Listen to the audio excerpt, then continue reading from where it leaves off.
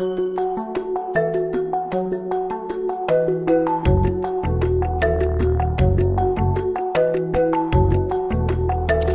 numéro 14 de la JLMB est consacré au droit du contrat de travail.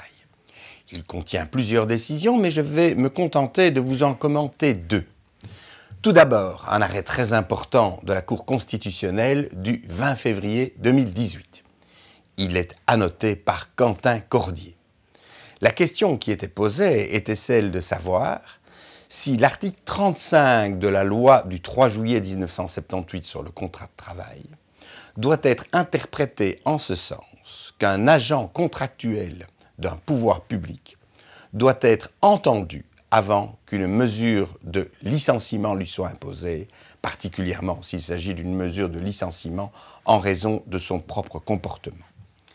La question était posée parce que cette audition est imposée lorsque le travailleur à licencier est un travailleur statutaire. Ici, il s'agissait d'un travailleur contractuel. Pouvait-on admettre cette distinction au regard du principe audi alteram partem en fonction de la qualité du travailleur, statutaire ou contractuel? La Cour constitutionnelle répond que cette distinction n'est pas admissible et que le principe audi alteram partem doit donc aussi être appliqué au travailleur contractuel qui est dans cette hypothèse. Deuxième décision, un arrêt de la Cour du travail de Liège du 24 mars 2017, qui est annoté par Adrien Farcy. On est ici dans une hypothèse assez particulière de liberté d'expression.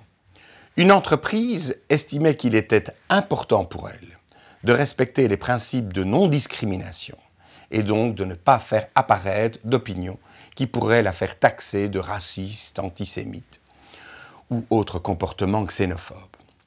Un de ses employés s'était déjà distingué par le fait que sur Facebook, il avait publié pareil message. Il avait été rappelé à l'ordre. Et malgré ce rappel à l'ordre, il avait estimé pouvoir liker, selon l'expression consacrée, un message de Dieudonné sur sa page Facebook, donnant ainsi manifestement l'impression qu'il adhérait au discours antisémite de ce sulfureux humoriste.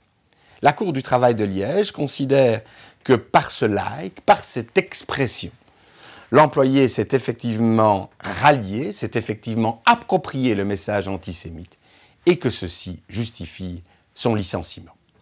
Décision importante donc, commentée par Adrien Farcy. Ce numéro dans son ensemble a été préparé par Fabienne Keffer.